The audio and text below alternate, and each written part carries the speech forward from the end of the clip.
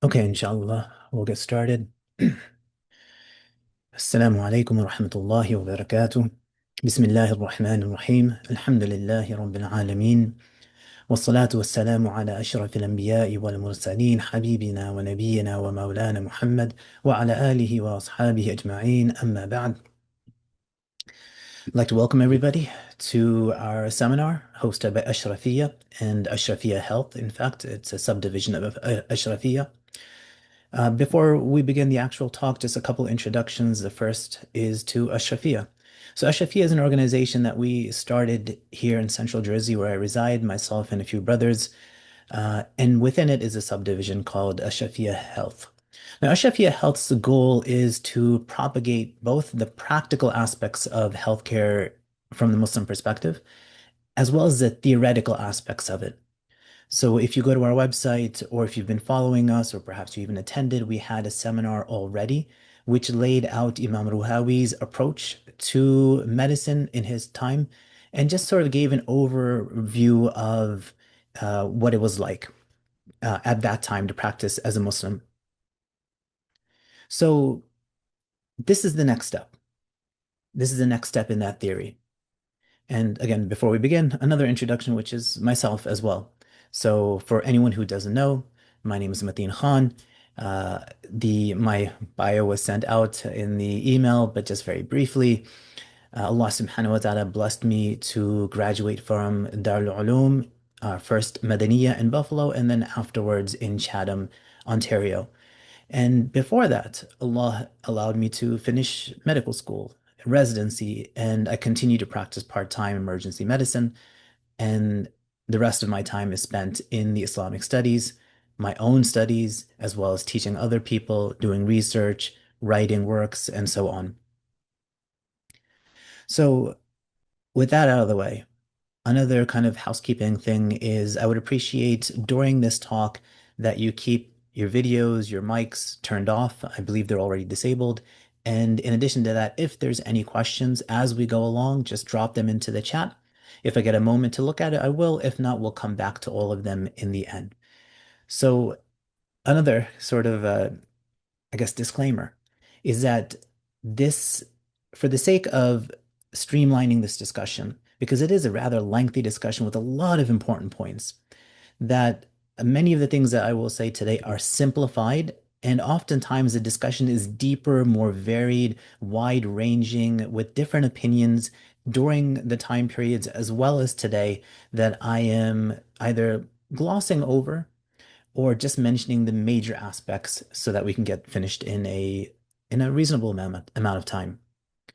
Now, oftentimes when it comes to Islam and medicine, people's interests are mostly with beginning of life and end of life. So the questions are normally about, say, the beginning of life. When does life start? When is an abortion permissible? Is surrogacy permissible? And then at the end of life, as far as end of life care goes, what kind of medicines, what kind of interventions are acceptable? Do we have to do everything in our power? When is it okay to let go? And so these are normally the questions that people are very interested in. But all of these questions are underlined by the foundation of Islam. And as far as I'm concerned, if you don't understand the foundation of Islam when it comes to medicine, then you're likely not approaching medicine in the right way.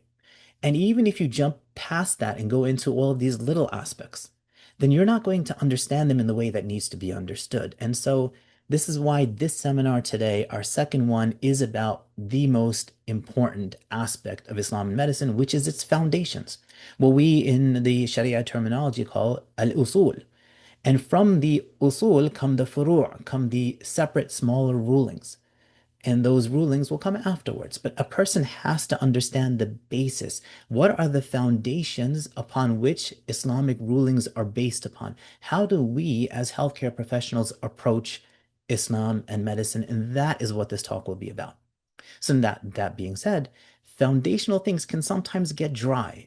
And sometimes we may not see the connection with our daily practice, but believe me, it is extraordinarily important to pay attention and listen. So if you need to grab something to drink, if you need to lean forward, if you whatever you need to do to keep yourself awake, put away the distractions. One of the things about being online is that we may have our phone in front of us, we may have another book, we may have some video going. A lot of distractions can be there. Put them away, pay attention. Some of this can be dry, but it can also be difficult. And at the same time, if you understand it, it'll be beneficial. So with that being said, let's get started. So Bismillah ar-Rahman ar-Rahim. Our seminar today is called Shifting Paradigms. And what's meant by a paradigm is a framework. It's a worldview. It's how you approach a particular topic, what you bring to the table. And so what we're going to talk about today is that Western paradigm in biomedicine is something that has a long history of over 2,000 years. And where we are today cannot be understood without understanding where we came from. So all of us, if not most of us, probably most of us, if not all of us, have trained in the West. And if you've trained in the West, even though you may not see yourself as quote unquote Western, the reality is in your thinking to some degree you are. And if you've trained in the West, probably to a great degree, you are Western, quote unquote, in your approach to biomedicine. And even if you've trained outside of the West, the dominant paradigm of approaching healthcare and medicine today is from the Western experience. So we can't really understand what the Islamic way of doing something is until we first understand how it is that we practice, why is it that we practice that particular way, and then we can say, okay, now that we understand that, how can we shift from that paradigm to a paradigm that is closer to what Islam offers us? To do that, we're going to go through 5 different topics. And you can see on the screen here to my left, or to my right on the screen in front of me, but to my left for you, is we're going to talk about the Western experience first. Then we're going to talk about the structure of medical knowledge that has come from that Western experience. Then we're going to contrast that with the Islamic experience. And once we understand that, then we will talk about the ontology and the epistemology of the Islamic understanding of biomedicine. And then from there, we'll speak about how can we make that shift over. So we have a lot to cover, but inshallah, we'll get started and we will get through it. Now, speaking about the Western experience, before we do that, what underlies the Western experience and what we need to understand before we get into that narrative is something called ontology and epistemology. I'm going to try to stay away from these sort of technical terms, but let me explain these two because these two are very important. Ontology is what you believe exists in reality. So an ontology for a Muslim, for example, is going to be the existence of Allah and then the existence of creation. What is it that we believe to be reality? The existence of the creator and then the existence of creation. And within the existence of creation, there are going to be some things that are ghaibi, they are unseen, and there's going to be some things that are zahiri, they are from the seen. And so our ontology includes all of those things. Now, a person who is, say, an atheist, their ontology is going to be less. They're not going to believe in the ghaib. They're not going to believe in Allah. And so their ontology has now limited to just the zahir. And perhaps even among that, there may be some extreme among them who say, I only believe what I can see, touch, smell with my senses. So now their ontology is narrowed to that. So the Western narrative or the Western experience is one of narrowing or shrinking of their reality as they progress through the eras. So in essence, we went from God is essential to God is excluded. So at one point in the Western experience, God was absolutely necessary, or gods, depending on who you're speaking about. Then God became allowed simply. Then after that, he became irrelevant. He was there, but he didn't do anything. Then he was excluded entirely, and we will go through the steps of that. The next is what's called epistemology. Epistemology is how you get your knowledge.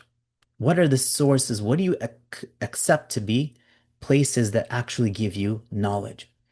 The Western experience has also been a narrowing of epistemology or a narrowing, limiting of knowledge. So at one point, there were a lot of sources that they drew knowledge from. After that, it was limited by the philosophers to reason and logic only. And keep in mind that in days past, there wasn't something called science. It was known as philosophy. Philosophy was science. It was only later that science branched out from philosophy and became its own field. So when we speak about the past, understand that when I say philosophy, I'm including science within it. Then after that, reason and logic was further narrowed down to where it was only science, meaning what you can actually study and replicate and so on.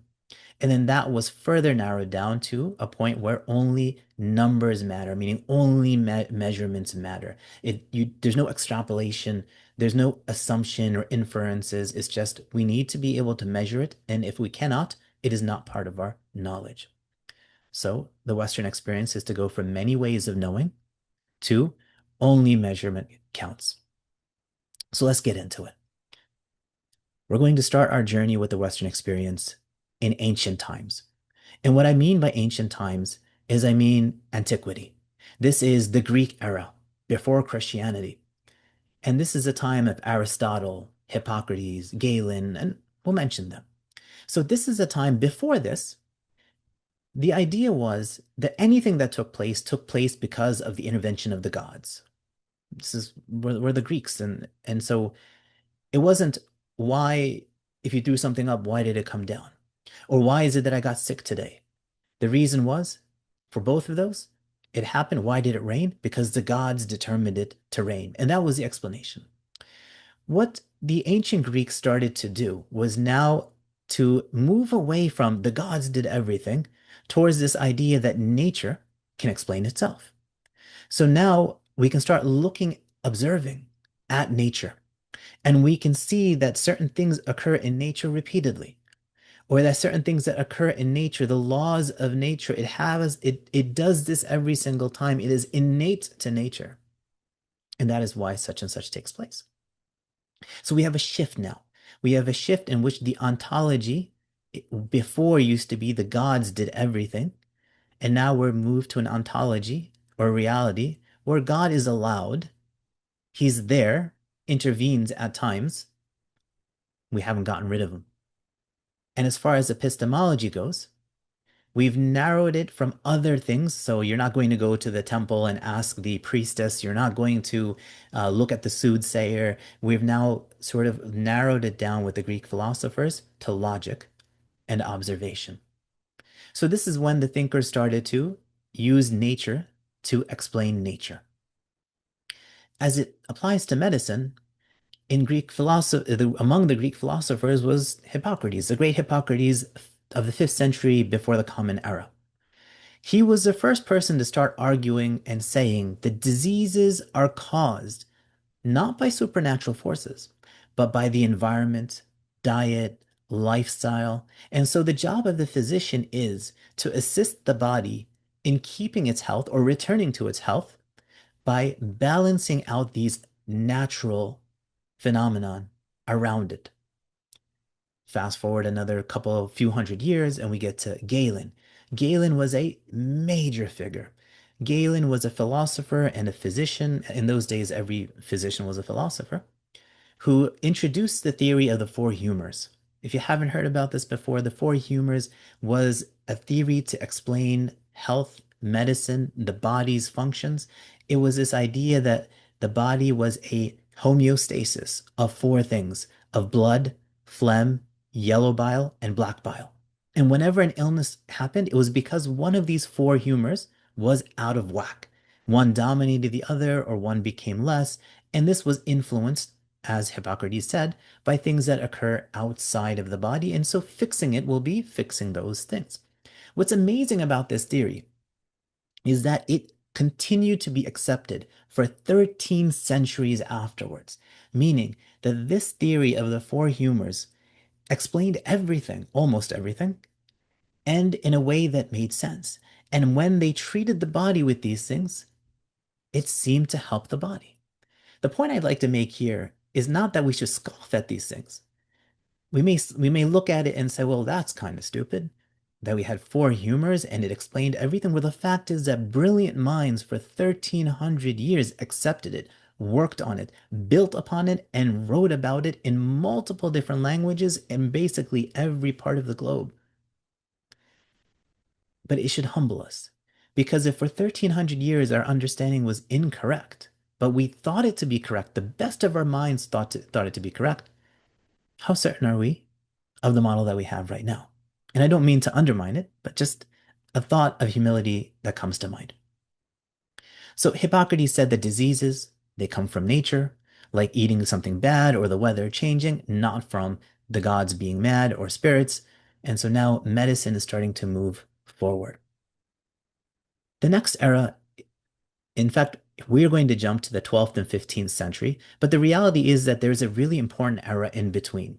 From the 8th century to the 12th century, this is in the Common Era. From the 8th century to the 12th century is what's known as Islam's golden era. Now, I take issue, and most people take issue with the idea of a golden era, but for now, for the purposes of our understanding, from the 8th to the 12th is that era where Islam began its intellectual rise. We're going to speak about that in the Islamic experience. Now, in the 12th to 15th century, in the European or the Western experience, this is when they started to re-inherit Greek knowledge from the Muslims. But there was a problem. The church at the time was dominant. The church dictated who believed what was within proper knowledge and what wasn't. And so when a person tried to disagree with the church, whether they believed in God or not, in those days, almost everybody believed in God, even the philosophers and the scientists. But if they came up with an idea or a theory that was against what the church had said, they will be labeled an atheist. Again, atheist, but still believing in God, but just going against the church. And so the church had this monopoly, but to be fair, even the philosophers of the time wanted to protect faith. They wanted to protect religion because they believed in it as well. So what we started to see was some interesting ways of protecting Christian belief.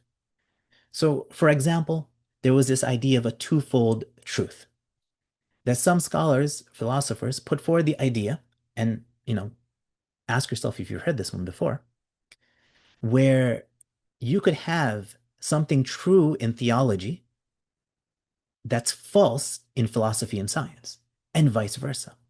So they had this idea that there may be some things in religion that make sense for religion, but are false when you look at it from the perspective of philosophy, and vice versa. So this was one way, this was a strategy to protect theism. The unintended consequence of this, though, is that once you start dividing up the spheres and you say that theology is one thing and philosophy is another thing, and something can be true in one and false in the other, and then what you end up doing is you end up creating a split between the two of them. You're trying to protect religion, but really what you're doing is you're separating, you're carving it out. There's another scholar that's worth noting, Thomas Aquinas, who lived in the 13th century. He was a theist and a philosopher. And so he set forth ideas that said that if you look at the universe, if you look at the world, if you look at human beings, if you look at creation, you will come to understand by necessity that God exists, that a creator exists. And so what he tried to do is he tried to do a form of incorporation of bringing science into religion or philosophy into religion. Now, there's a number of reasons why he failed.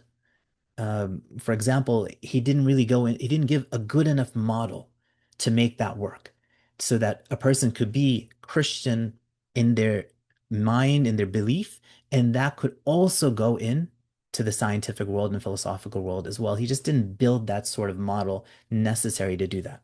He was more interested in proving the existence of the creator and in sort of holding on to those major points of the religion. So he attempted a form of incorporation between religion and science. Uh, Another idea was for preservation. And so this is the idea of Occam and John Scotus, that things within religion, reason doesn't apply to it. Logic doesn't apply to it. They only have to have faith in it. That those are fields where reason doesn't apply. Whereas in other fields outside of religion, then you can apply reason to it.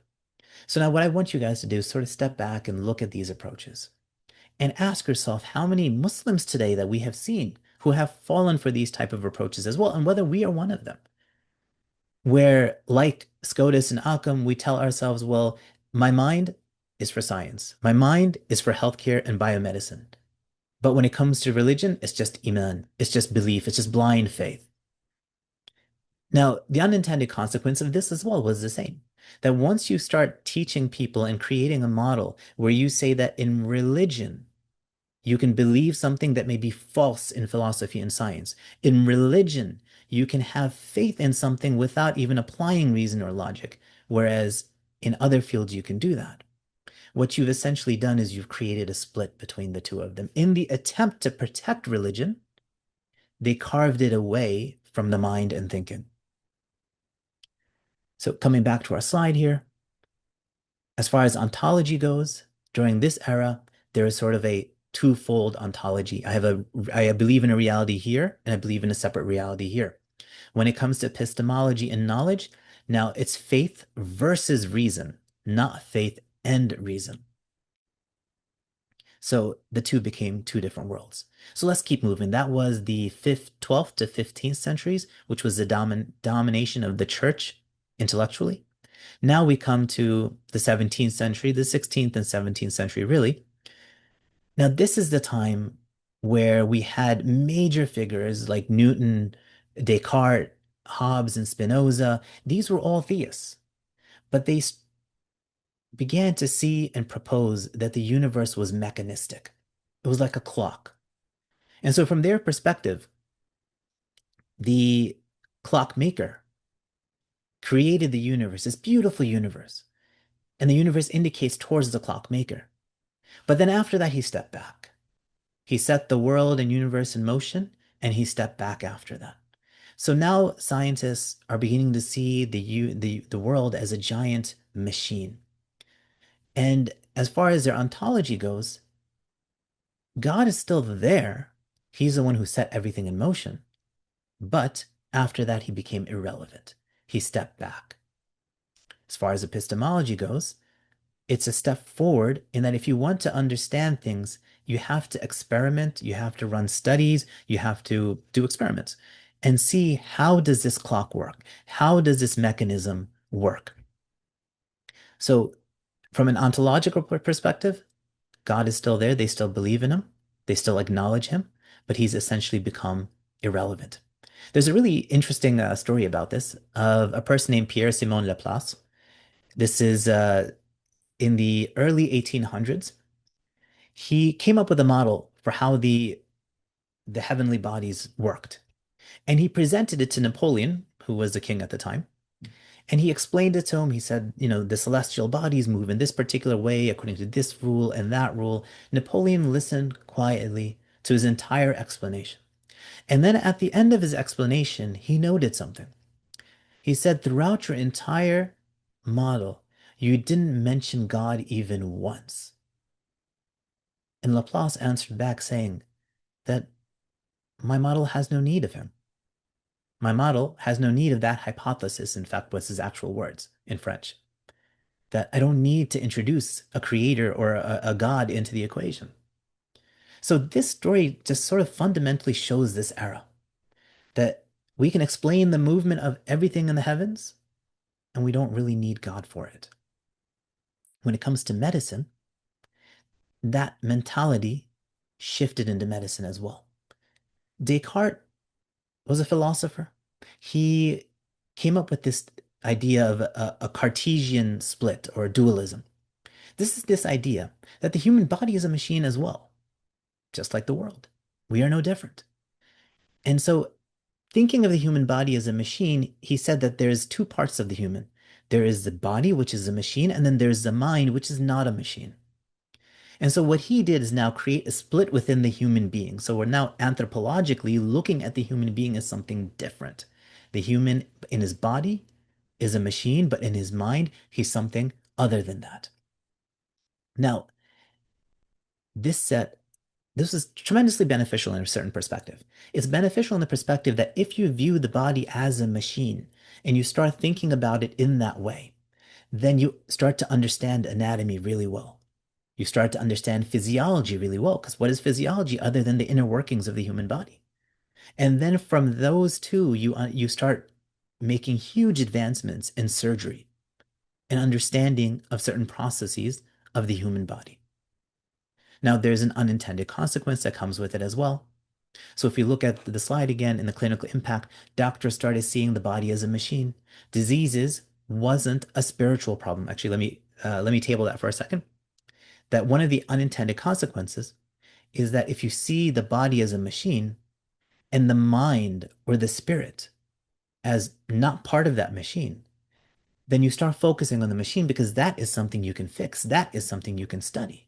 And what you throw to the side is the psychology of the human being, the spirituality of the human being. In fact, studying that becomes impossible in that mindset. And it also becomes something that's looked down upon. It becomes a waste of time. If somebody comes to you with a psychiatric disease, is oh, this is just psychiatric, go away. Come back to me when you have a real medical problem. And so disease wasn't a spiritual problem. It was just a broken part in the machine. So fix the machine. And we stop looking at the patient's feelings or soul. And I think what I hope right now is taking place is for those of you guys who have been in medicine for some time, or even if you're students right now, you're starting to see some of the weaknesses that we still have in medicine today and where they came about. Let's continue. Next, we're coming to the 18th and 19th centuries. This is now the era of Darwin. This is the Enlightenment. So with the Enlightenment, in atheism became stronger, especially the French philosophers. They were openly atheistic. It intensified the trends that were coming before. They not only argued that the material world is the only thing that existed, but they would reject religion outright. Not only is religion false, but it's also dangerous. So now we get the idea that religion has caused a lot of harm. Wars are because of religion. Hardships are because of religion. And the world really has no need of that. So now there's an active attack against theism. Another really important thing is Darwin himself. Before Darwin, Newton had shown that the entire cosmos, Newton, Copernicus, Galileo, had showed that the entire cosmos, it runs by its own mechanism. Nature runs it. There's no other need for any intervention of something supernatural. But up until that point, theists still held on to the idea that the human body was an exception, that God himself takes care of the human body and is not like the rest of the universe. And the church held on to this as well, despite its trying to change physics, which it wasn't really successful. But then Darwin came along. And Darwin now, through his species, or his explanation of the evolution of species, the origin of species, he has now given a process that is completely confined to nature, that explains the human body and its evolution in the same way that physics was already explained. And this just added fuel to that fire. That just as Newton had rendered God as an explanation completely unnecessary in physics, Darwin did the same thing in biology now.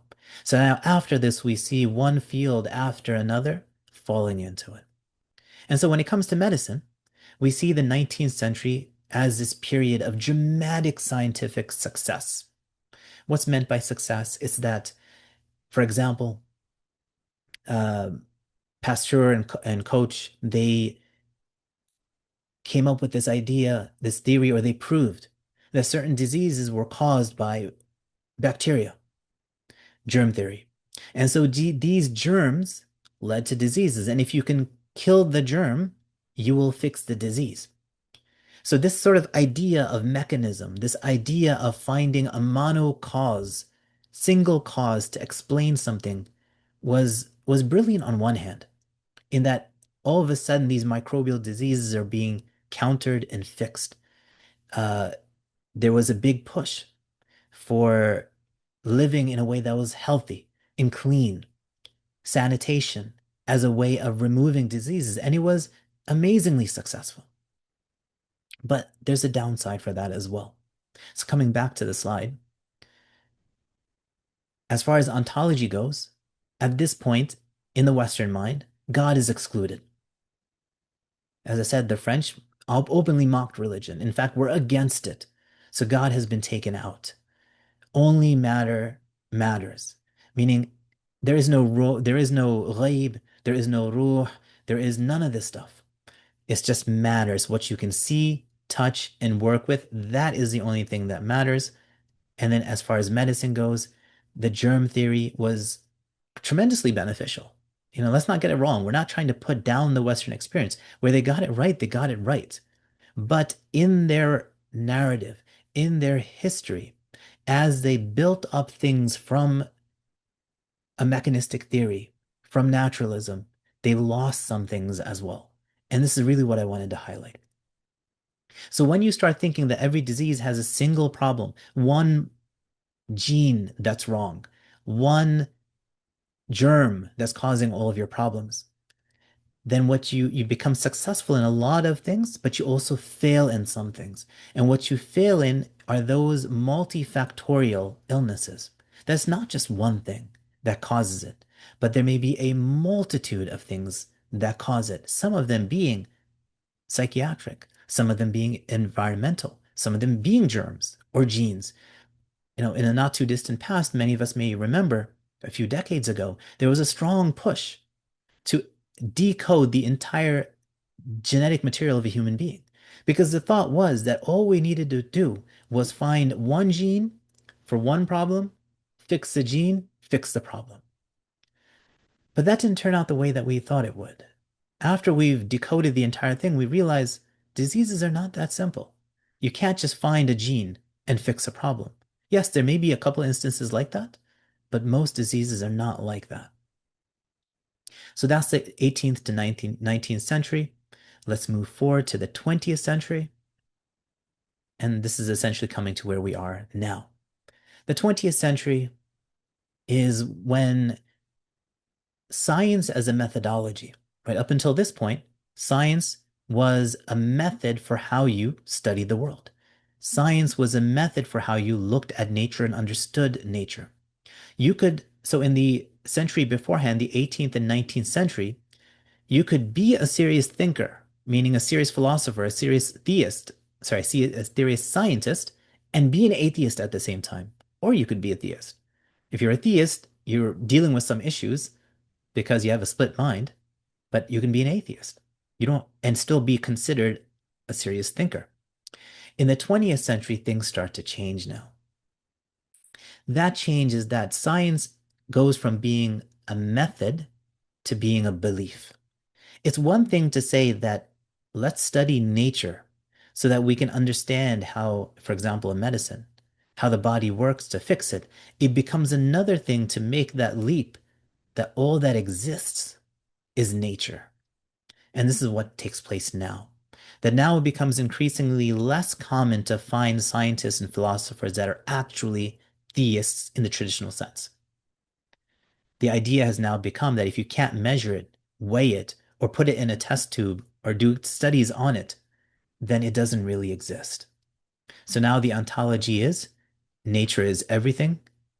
God is not a real thing. It's not part of reality.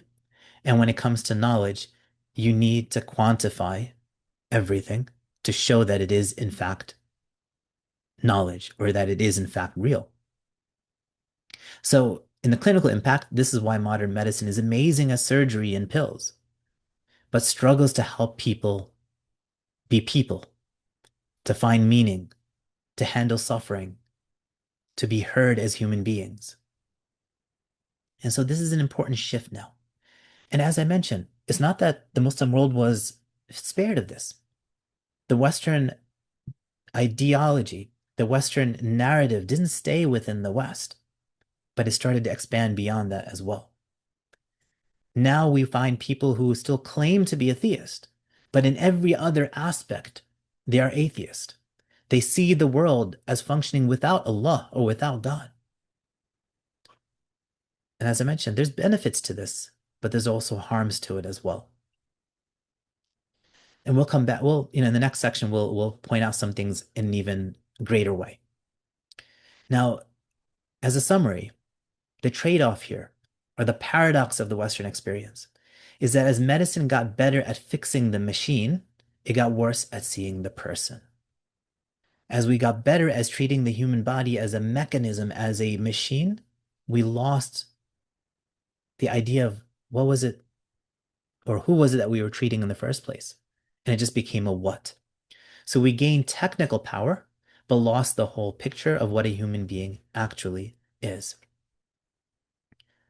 So this brings us to the next section. So before we move on, let me just summarize the Western experience, starting in antiquity, coming to this century, was one in which, from the perspective of ontology, what is considered to be reality, went from including a lot of things to slowly pushing God further and further until it got to the point where he was excluded entirely.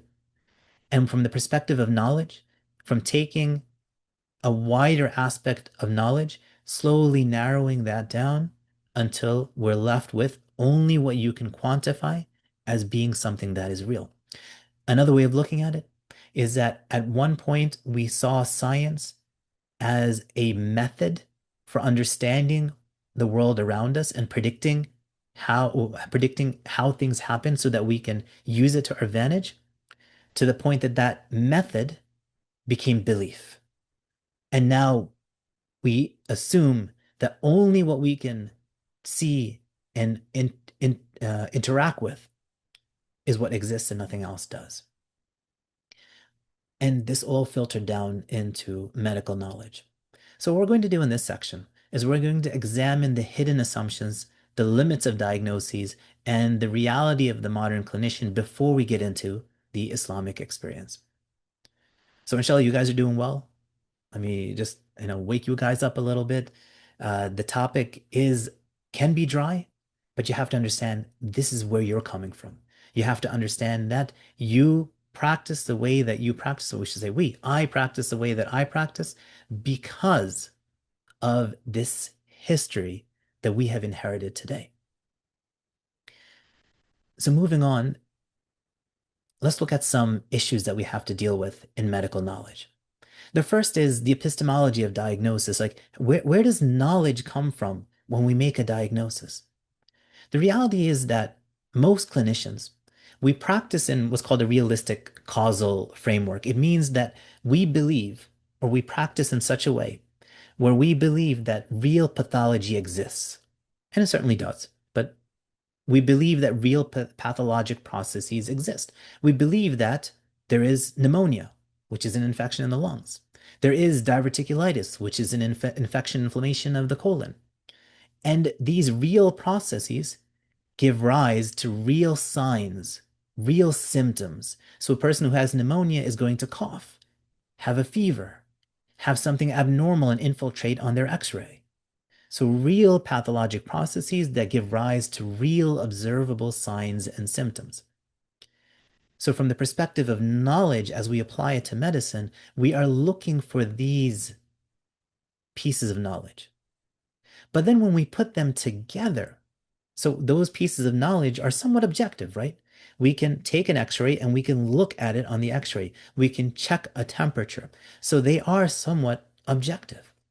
But when we make the diagnosis, that is a very subjective, uncertain act. What we're doing there is we're doing what's called inference to the best explanation. In other words, when somebody comes and they're coughing with a fever, then we know that this is one of the signs of pneumonia. So we will take those signs and we will infer from them that this person has pneumonia. Now, we may be wrong in that diagnosis. And this is the point.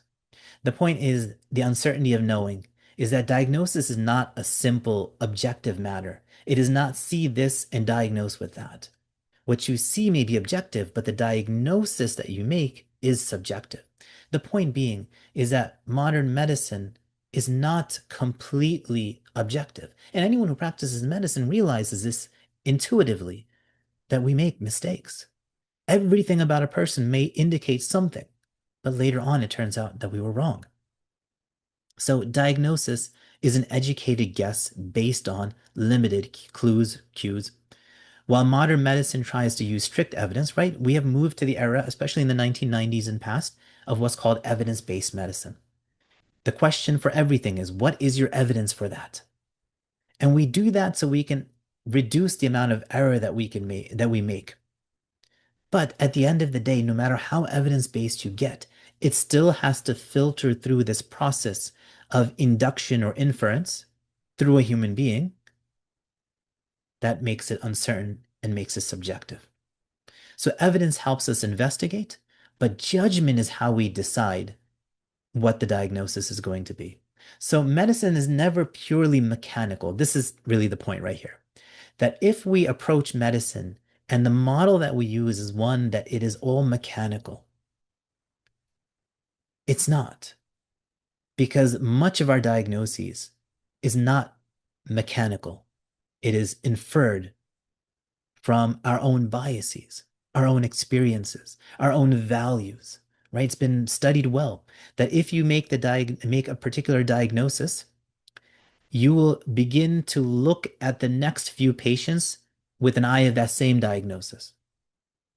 Or if you miss a particular diagnosis in a patient, now you become hyper aware of that diagnosis. So for example, someone comes in, they have a cough, a fever, you say it's pneumonia, you send them home, and then you find out 2 days later that person died of a pulmonary embolism. Your judgment was wrong. Now moving forward, you are biased towards that diagnosis. The next person that comes in coughing with a fever most likely has pneumonia, but you're going to look for pulmonary embolism in that person. The human being in our process, no matter how mechanical we want to look at it, we are still a product of our experience and our biases. Another thing to keep in mind in the modern structure is this invisible framework that we're talking about, that I've brought up, that to be cognizant of it, that modern medicine is not neutral. It has hidden philosophies, as I mentioned, as we've gone through the experiences of the philosophy of Europe and the Western experience underlies medicine as we practice it. So the idea of a mechanistic approach is a philosophy. And so the idea that only physical things are real and only measurable things are knowledge, meaning reality is what is physical and knowledge is what is measurable, that this is based upon a particular philosophy, which is the result of the Western experience. And so if you're not careful, this will create a blind spot in your thinking, in your taking care of people, and in your own self.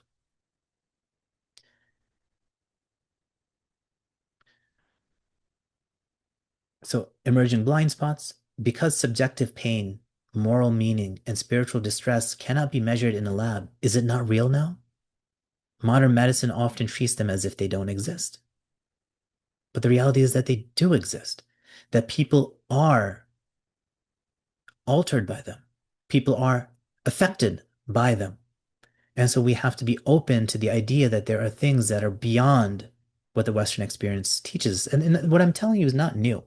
In the modern era, even Western medicine has started to realize this idea that these are things that we need to pay attention to. And to their credit, they have tried to start patching up those blind spots. Another one is to realize your own particular point of view. And for this, I really am speaking to the Muslims that for a believing clinician, this system, this Western heritage that we've inherited, it creates a tension within us that you are trained to think like a materialist in medicine, in biomedicine, in healthcare, whatever it is that you do. You're looking for physical causes. That is what you give primacy to. So at work, you're thinking like a naturalist, but in private, you're to hold on to your faith, which may go against that. At work, the only thing that is real is what is material, what you can touch and feel. But in your faith or in the other half of your life, you have more than that. And so what this does, it leads to a compartmentalization, a cognitive dissonance for the practitioner. You begin to feel like you're living a double life. In fact, modern philosophers have written about this, theologists have written about this, that the condition of many scientists and professionals in the Western world is one of a dissonance. That at work, we think an entirely different way with philosophy and underlying ideas that we don't use outside of work. And we don't believe it outside of work. So we are expected to kind of jump between these two things. And many of us do an amazing job of it. And it's really not until the child or some high schooler comes to you and points out what you're doing. That, hey, Baba, or hey, uncle, you're contradicting yourself. And then when that happens, unfortunately, many of them, because we can't offer a unified view to them, many of them walk away from the deen. Because, Baba is telling me that he spent X number of years studying Western philosophy-based healthcare. He practices it day and night. He works in that way. But then outside of it, he thinks completely different. And he can't explain to me why he does that. He can't even explain to himself why he does that. And so at that point, they walk away because the person who is advocating for me to believe, he himself is not being consistent in what he believes. So the bifurcation or the compartmentalization that takes place is that you learn to keep your iman in one place and your clinical reasoning in a different space. And oftentimes, maybe not for us if we manage to sort of live with those two till the end of our life, but for others, this can cause serious problems. So the core tension, modern medicine gives us powerful tools to treat the body, but its hidden philosophy often forces us to ignore the soul. The challenge is to keep the tools without adopting the blindness. And so now that leads us to the Islamic experience. So let me take a second here. Just remind you guys that if you have any questions, just drop them into the chat. You may not remember them by the end, and we may not get a chance to actually do questions in that way. So just drop them in the chat. Inshallah, I'll come back to it and we'll answer it. So now let's step back again. We spoke about the Western narrative, their experience. We spoke about what they got right really well and the blind spots that were created because of that. And we spoke about how we've inherited those blind spots today and how many of us live our professional life different from our private life without a way to unify the two of those. And the reason for that is because we've become disconnected with the Islamic experience. So the Islamic experience we're going to speak about from the prophetic foundation to the modern era, tracing the formation of an integrative intellectual order. The Prophet ﷺ, he restored Tawheed to the Arabian Peninsula. And Tawheed was not just a belief in the oneness of Allah, but Tawheed was a way by which you saw all of reality. It's how you saw yourself, it's how you saw creation, it's how you saw medical practice, healthcare, everything. Tawheed unifies everything, unifies thought, unifies heart and mind and soul, all of that. So the Prophet ﷺ brought that back to the Arabian Peninsula since the time of Sayyidina Ibrahim and Ismail alayhim salam, and brought it as this comprehensive reorientation, that reality is to be understood by this. A reality is to be understood in light of Tawheed. And the Quran itself, when you read it, you realize that Allah subhanahu wa ta'ala is making these arguments about causation, about contingency and purpose, about morality, all in an attempt to show us how you can understand the world, how you can understand nature and yourself while holding on to Iman and Tawheed. So Islam from the very beginning didn't have this split between reasoning, logic, philosophy, science, and iman and theism and religion. So it began by linking faith and reason. The Quran challenged people to look at signs, to look at the afaq, look at the horizons, look at yourselves and understand it. So from the start, observation and revelation weren't enemies, but they were partners from the very beginning. And so the clinician does not need to treat Allah as irrelevant to take evidence seriously. Meaning, if you want to take evidence seriously, you don't have to take Allah out of the picture. But that didn't just happen. Meaning, the Prophet ﷺ didn't come and teach medicine in this way to us, but it developed from the Quran. It developed from the Sunnah of the Prophet ﷺ. That was the basis for it, as the scholars extrapolated from there. So, for example, in the 8th and 9th centuries, the Muslims had an intellectual explosion. They began to translate Greek philosophy and science into Arabic. They began to understand it, work with it, and some of them deviated because of it. And it's an important lesson to understand. There was a group called the Mu'tazila. The Mu'tazila, they took Greek philosophy, Greek logic, and they made it the rule. They made it the worldview. They made it the paradigm. They understood reality through the understanding of the Greek philosophers. So they not only inherited it, but they made it their worldview. So much so that they began to interpret the religion itself through the lens and the paradigm of Greek understanding, of Greek philosophy.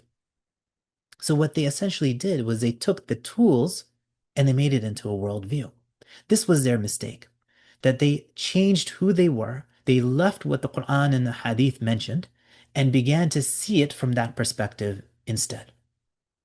Now, the issue, to be clear, is not the use of reason and logic, but to understand that reason and logic are tools by which we can use to understand the world.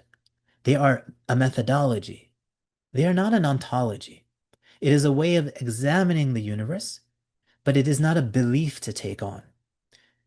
So this group and other deviant groups eventually gave rise to another discipline within the Islamic sciences. Scholars like Abu Hassan al-Ash'ari, Abu Mansur al-Maturidi, rahimahullah, what they did is they saw these deviant groups. Uh, Al-Ash'ari was a Mu'tazili for a time. They had a direct contact, in fact, learned from these groups, and they realized the error that they were starting to make. And so what these two individuals did is they looked at the Quran, they looked at the Hadith, and they extrapolated the worldview that Islam taught, and did it in such a way that they could clarify the principles, codify them, and then defend those principles. So, in other words, they are taking what is found in the Quran, Hadith, and the statement of the Sahaba and other scholars, bringing together in principles, and then using them to defend against people like the Mu'tazila, those who are using philosophy to replace the worldview of Islam, and then codifying it in such a way that now it could be used for the sciences, for other sciences. This middle path, what's the middle path? Is that you not become a complete literalist such that your belief has to negate what you do in the sciences, meaning the two have to be completely separate, as the Europeans fell into, or for a time, or the other extreme would be that your philosophy dictates your deen. And so you've completely blended the two in together such that you lost the deen because now you're looking at it from a different lens. So what the Sunni scholars of the time did is that they codified so that Islam was now the world view by which we looked at everything else. So now we took Greek logic and we used it as a tool to understand the world through Islamic lenses. So a Muslim clinician does not need to choose between faith and thinking. The tradition built an internal structure where both operated coherently. And so this is an era that's really worth looking into. This era, starting from the end of the Salaf al-Salihin, moving forward through scholars like Al-Ash'ari, Al-Maturidi, into scholars like Al-Ghazali and others, of how they codified, how they defended, and how it allowed the Muslims to not have to have this rupture between religion and reason. So now, with that structure in place, now came the really interesting part. The really interesting part is the 8th to the 10th centuries.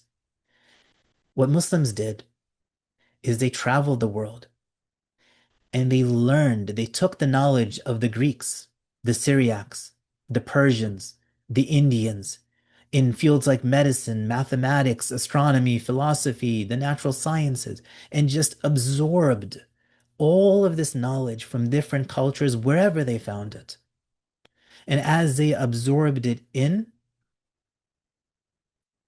they looked at it from the Islamic perspective.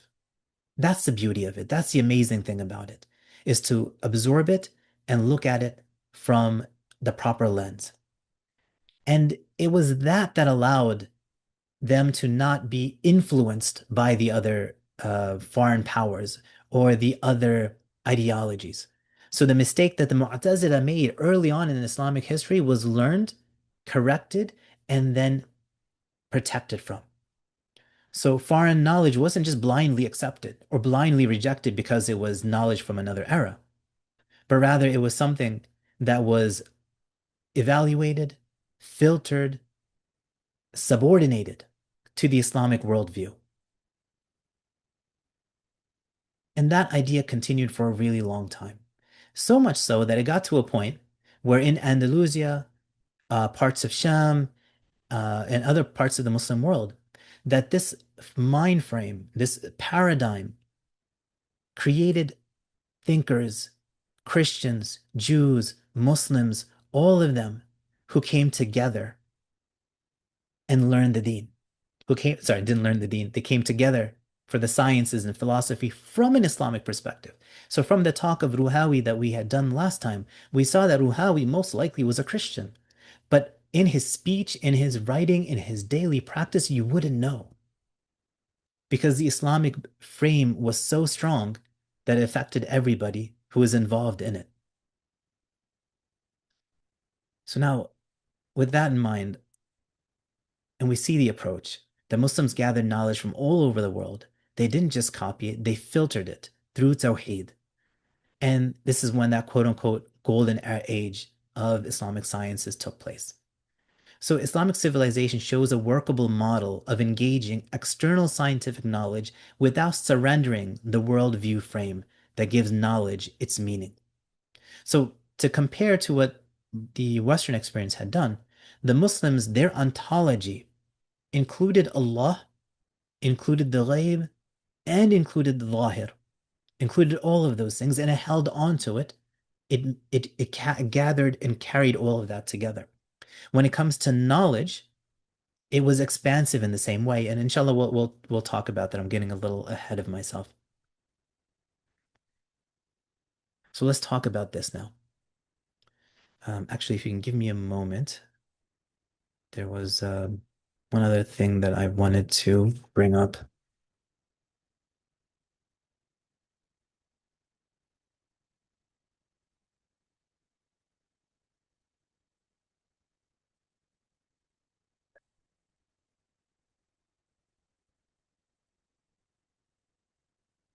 Okay. So the next section is about decline and disruption. So we all know, right? I'm telling you this stuff about what the Muslim thinking was like, what Muslim philosophy and science was like, but we all know that's not where we are today. Something changed. The question is what changed? And so there was a decline and a disruption that unfortunately took place in the Muslim world, which we have inherited as well. So in the time after the 12th century, the Muslim world first was invaded by the Christians of Europe through the Crusades. That was a setback. After that came the Mongol invasion. And the Mongol invasion was devastating. They ripped through the Muslim world. They burned down libraries. Yes, they would eventually go on to become Muslim themselves. But in the meantime, they wreaked havoc on the intellectual and power structure of the Muslim world. The Muslims lost economic dominance.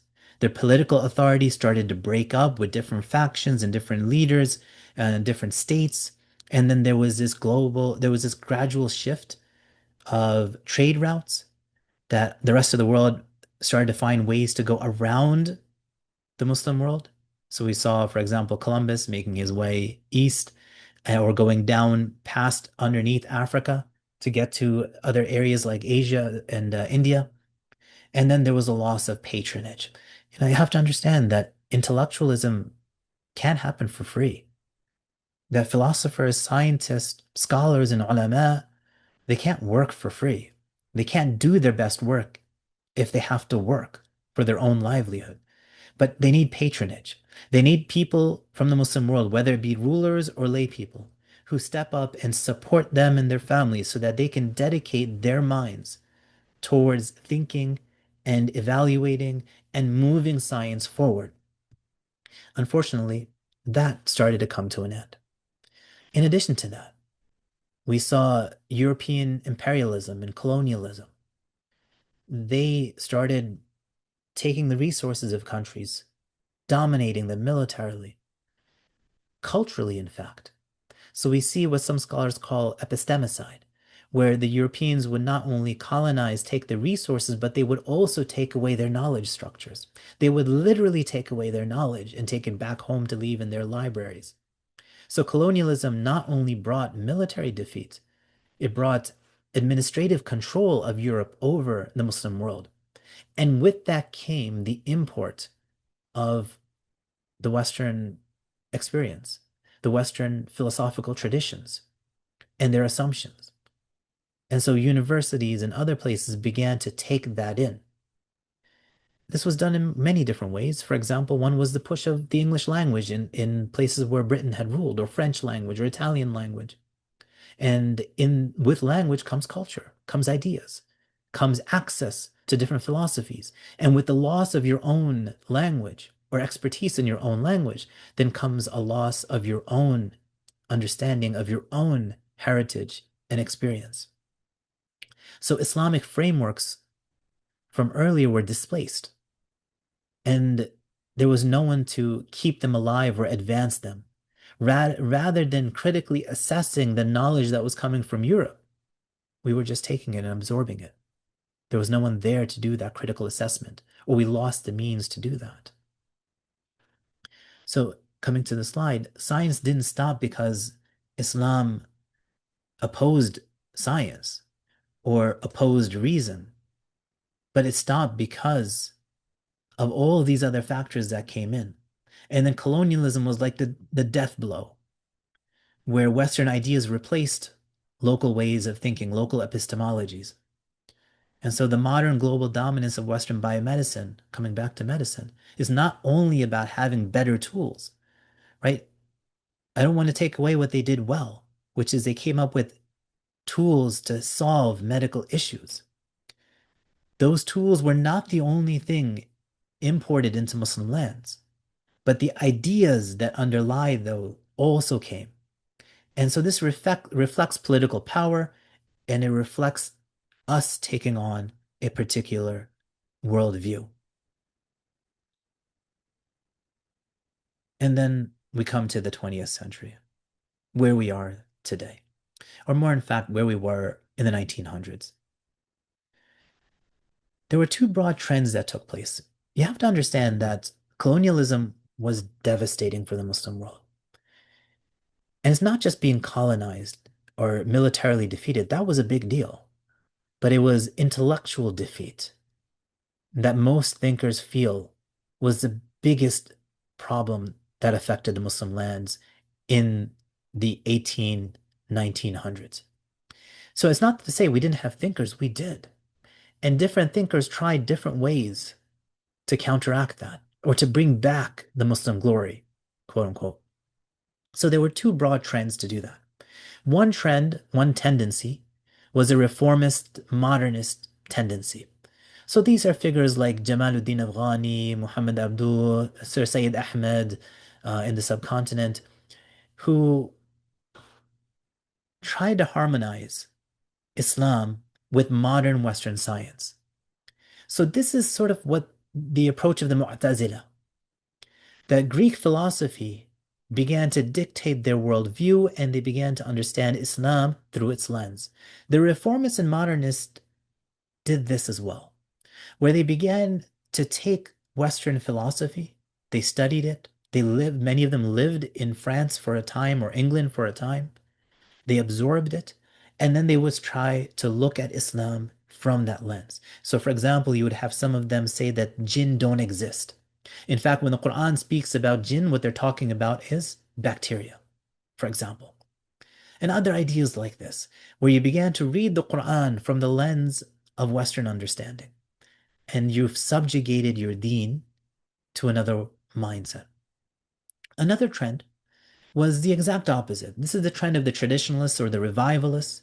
These are people like Mustafa Sabri, Saeed Nursi, many of our scholars in the subcontinent. In modern era, we're talking about people like Sayyid Hussein Nasr, Attas, and these scholars who wanted to revive what Islam had lost. And by now you probably realize that I'm in that camp as well. And this is why we're speaking about the Islamic experience and why we're going to speak about the Islamic approach is that we have a way of dealing with this. And we did really well with it. And there's no reason for us to abandon it. So these were people who were critical of the adoption of Western epistemology, of Western ontology, and they understood the theological consequences, the effect of Iman on the Muslim population by it. So now that we sort of understand that, let's take a step back again. What we saw in the Islamic historical trajectory, when it came to ontology, the Prophet ﷺ introduced Tawheed. The ontology or our view of reality was expansive. It was the creator and creation in all of the different types of creation. And the Muslims didn't lose that. We didn't narrow it out. It was part of our civilization, and we interpreted other civilizations by it. When it came to knowledge, our epistemology, it was also expansive. And I'm going to break it down soon. It was also expansive, that we took knowledge from different places and we didn't limit ourselves only to what we could sense, touch, and so on. And so we remained that way. We preserved our foundations. And it's only sort of in the modern era that we've really been grappling with it and we haven't really gotten to where we need to get to. So knowledge was never neutral, meaning every knowledge, every idea has a foundation to it. It is always situated within a broader understanding of reality, purpose, and truth. Now, after having mentioned all of that, we're going to speak about the ontology and epistemology of the Muslim. Because what I've told you so far, or what I want to bring, or what I've hopefully brought to your attention, is that in our practice of medicine and healthcare, we're not necessarily thinking like Muslims. Because the heritage and experience of our education has not been the Muslim experience. It's been the experience of a different group of people. And I've shown to you, hopefully, that the Muslims approach it in a different way with a different history and a different experience. Now what I want to do is I want to show you, how does a Muslim think? How does a Muslim approach all of these things? So we're going to define reality, ontology, and knowledge, epistemology, within an integrated Islamic framework. Allah subhanahu wa ta'ala says, أَفِي اللَّهِ شَكٌّ فَاطِرِ السَّمَاوَاتِ وَالْأَرْضِ. It's a rhetorical question. That is there any doubt in Allah, the originator of the heavens and the earth? In fact, in the Arabic, it's really powerful. أَفِي اللَّهِ شَكٌّ. Like, do you have any doubt in the existence of Allah? in the tawheed, in the oneness of Allah subhanahu wa ta'ala. Who is he? فاطر السماوات والأرض. He is the originator of the heavens and the earth. Why? Because nothing else explains the origination of the heavens and the earth other than Allah. In another statement, فَاعْلَمْ أَنَّهُ لَا إِلَهَ إِلَّا اللَّهِ. Allah states in the Quran that know with certainty that there is no other God besides Allah. And so the Islamic ontology, the Islamic reality, isn't just the physical as it is for the Western reality. It has levels to it. At the very top is Allah, who explains everything, meaning who Allah's existence explains the existence of everything else. In fact, if you look at the approach of the Muslim scholars, the ulama, then their approach to explaining the existence of Allah has been look at creation, examine creation. In fact, Allah subhanahu wa ta'ala says as much that look into the heavens and the earth, look into the horizon, look into yourself in different ways, in different words. Allah is constantly encouraging us that study the world and you will come to know Allah. Study the world and you will come to realize what really exists in reality. And so Islamic metaphysics or Islamic ontology, it begins with the fact that things exist. And in order to explain the existence of things, we need Allah as a creator and originator to explain those things.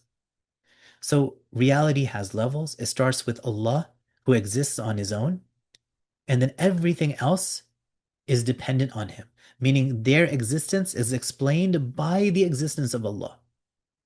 And so right off the bat, you see a difference between us and the Western experience, right? The Western experience was to start with God, and then as they started studying creation, they moved further away from God to the point that they excluded him. The Islamic experience has been the opposite. Why the opposite? Because Allah has encouraged us to do the opposite. That look at the heavens and the earth and you will come to Allah. The more you study medicine, the more you study science, the more you will come to Allah subhanahu wa ta'ala. And so whereas Allah, we say he's wajib al-wujud, his existence is necessary to explain the existence of everything else, we are all mumkin al-wujud. We are all possibilities. We didn't have to exist. There's no reason that Medina has to be sitting here other than Allah chose it to be that way. So our ontology is wide and expansive. A core difference between us and the West, nature doesn't stand next to Allah, right? It's not that we need Allah to explain everything or nature itself can explain everything.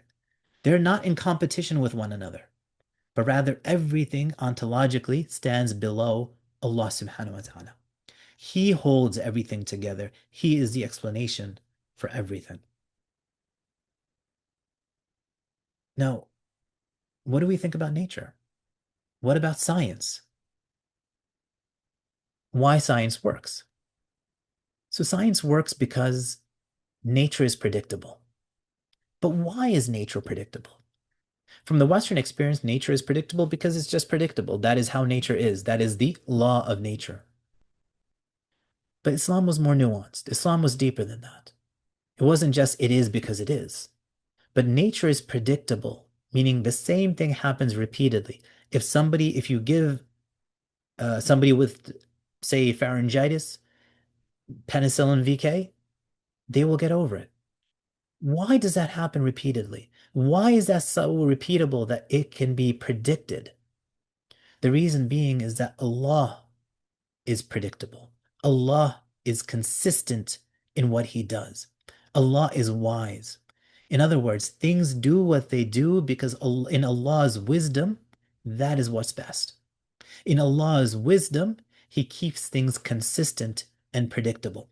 He runs the world with a steady rhythm, which we call the aadatullah or the sunnah of Allah. It's His habit. It is how He does things. And so because He does the same thing repeatedly, we can study it. We can understand it. We can predict it. Allah says, Sunnatullahi allati qad khalat min qabl. That this is the sunnah of Allah that has happened in the past.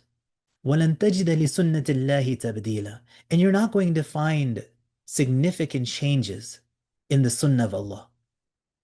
So here Allah is encouraging us that you can predict what will happen next. In fact, in another sort of eye-opening statement, Allah subhanahu wa ta'ala says, لو كان فيهما آلهة إلا الله لفسدتا. That had there been in the heavens and the earth another God besides Allah, then you would have found a lot of chaos and corruption and things falling apart. So, in other words, the reason that you find order and predictability is because there's only one ilah. There's not multiple gods fighting one another. And so one day this happens and one day another happens. But rather, nature and its predictability in the Muslim mind is because of Allah. So methodological naturalism, the reason that you can look at nature and examine it in a particular methodological way is because of patterns. And those patterns are the sunnah or the adah of Allah. We study the patterns, which is science, but we know who created the pattern. So Islam is not rejecting science. Islam is wholeheartedly endorsing science as a tool to study the predictability of how Allah does things. So that is the idea of consistency. I think another thing that needs to be pointed out is the human being. From an anthropological perspective, who are we? What are we? As we mentioned, the Western experience is that we are just a mechanism. We are just a machine. And so the focus has been on the machine to the detriment of everything else that makes a human being. But the Quran and the Hadith tell us differently. So Allah subhanahu wa ta'ala, for example, He says, في قلوبهم مرض, that there is a disease in their qalb. ونفخت فيه من روحي, that Allah blew His ruh into Sayyidina Adam, saying to the Prophet sallallahu alaihi wasallam, وَيَسْأَلُونَكَ عَنِ الروح, that they ask you about the ruh, or إِنَّ النَّفْسَ لَأَمَّارَةٌ بِالسُّوءِ, that the nafs لَأَمَّارَةٌ بِالسُّوءِ, it commands towards evil. إِلَّا مَا رَحِمَ رَبِّي, except for those who my Rabb has had mercy on. In other words, Allah here is pointing out some ontological realities, that there is something called a qalb, and it can be diseased. There is something, a ruh. There is a nafs. That you, O human being, you are not just this body machine, but you have an intellect, an aql. You have a qalb, a heart, a nafs, a soul, a self, and you have a ruh, a spirit. And so in the Islamic model now, we are encouraged to study these things as well, not just the body. The body is just one aspect. In fact, if we look at this list, the body is just a fifth of the human being. What about the rest of it? And the rest of it can certainly cause disease. في قلوبهم مرض. There is a disease in their hearts. So the heart needs to be treated as well. So compared to the Western perspective, where they have really narrowed the idea of a human being, we are more expansive. For sure, Islam is not saying don't study the body as a mechanism. No, the jism, the body, is an aspect of the human being. Study it. Study in the same way that science in the West has done, meaning look into it. But don't forget the other aspects of the human being. And this is where nowadays psychiatry and psychology oftentimes misses the point. Physicians, healthcare practitioners, counselors, chaplains, many of them miss this reality of the human being, and they only partially treat them. So treating only the biological mechanism fails to address the full reality of the human person. We can't just be occupied with the material. We have to look at other things. And the other really important aspect of the human being is, what are we here for? The human being is created for ma'rifah. Right? Allah subhanahu wa ta'ala, He created us. وَمَا خَلَقْتُ الْجِنَّ وَالْإِنسَ إِلَّا لِيَعْبُدُونَ. That Allah has said that we created mankind for worship. And according to the Mufassirin, for recognition of Allah, to realize that Allah exists. So part of the human body is not just existing, is not just trying to get back to physical health, But the actual purpose of the human, and this is something that you're not going to find in the Western experience. You're not going to find this when your ontology and your epistemology has been narrowed down so far that what are we here for? Because that is important too. If I'm going to take care of the human body, if I'm going to take care of the human being, what's my goal? Is it just to get to some ill-defined idea of health? Or is there a greater value in mind? Is there a greater purpose in mind? So in Islam, what we know is that we are created for the recognition and worship of Allah, that we are moral agents that are held responsible as khulafa on this earth, that we are truth seekers. This is a really important point. This is actually I think, a really good thing to understand for every healthcare practitioner. Alvin Plantinga, he's a Christian philosopher of this era. He criticized evolution, and I think his criticism of evolution is very insightful. It's worth understanding. He said that evolution tells us that the human mind, our ability of cognition, is a byproduct of survival, meaning we think and we understand so that we can survive. And so our thinking has been made and honed through evolution to survive. That is its only goal. That is why it's there. This is what evolution teaches us. And so a person who believes that the human being is a product of evolution, he must also accept this idea that the mind is not there to learn greater truths. The mind is not there to find what is moral and right. The mind is not made to do uh, a comprehension of realities, but rather the mind is made to allow us to survive. Whereas the person who is a believer, our purpose as Muslims is to seek truth. It is to seek our purpose, right? If Allah created us, why did He give us a mind? Why did He give us the ability of cognition? He gave it to us so that we can find Him, so that we can seek Him, so that we can seek truths, realities, morality. And the only way you're going to, and so Islam is giving the human being a greater purpose. That as a human, you are a truth seeker, not just one created to survive. As healthcare practitioners, we have to understand that. That if I'm nursing someone back to health, if I'm taking care of them, what is my purpose in doing that? Or if I'm a patient and I want to be treated, what is my goal in that treatment? Is my goal survival? Or is my goal recognition and worship of Allah? Because the way you live, the treatment that you accept, and the path that you take is determined by that. So we have to understand the whole human being, and Islam gives that to us. Let's talk about epistemology, the Muslim epistemology. How do we know what we know? What are our sources of knowledge? As I mentioned, when it came to the West, they narrowed it down to just what can be measured. From the Muslim perspective, what are our sources of knowledge? Where do we get our ilm from? The scholars explain to us, based upon an ayah, Allah subhanahu wa ta'ala, He says, وَاللَّهُ أَخْرَجَكُم مِّن بُطُونِ أُمَّهَاتِكُم. That Allah subhanahu wa ta'ala, He brought you from the wombs of your mother in a state, لَا تَعْلَمُونَ شَيْئًا. That in a state that you didn't know anything, meaning you didn't have any ilm when you were born. وَجَعَلَ لَكُمُ السَّمْعَ وَالْأَبْصَارَ وَالْأَفْئِدَةَ. And then Allah made for you the five senses.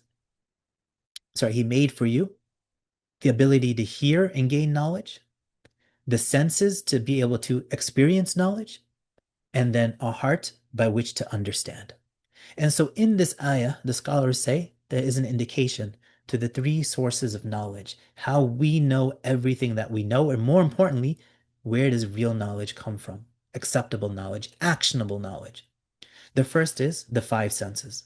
So this is, for example, I'm sitting in a room, everything in front of me, what I can see, what I can smell, what I can hear, what I can touch. Anything that is perceived data, that is a source of knowledge. And this includes anything that enhances that. So for example, a speaker or a microphone, a telescope, binoculars. These enhanced my senses, but they're still my senses. So this is empiricism. This is being able to directly test and touch. That's just one source. The other is truthful testimony. This is convey truth. These are things that people tell you. I'm going to come back to it. And then there's the sound intellect, which is that thing, those things that you know from your intelligence.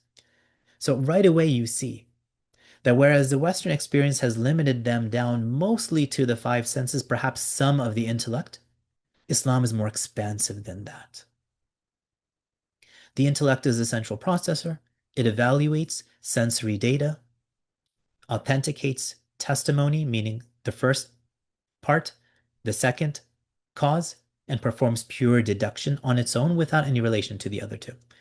I wanted to talk about each one a bit more, so I kept a separate slide for each one. Let's do that.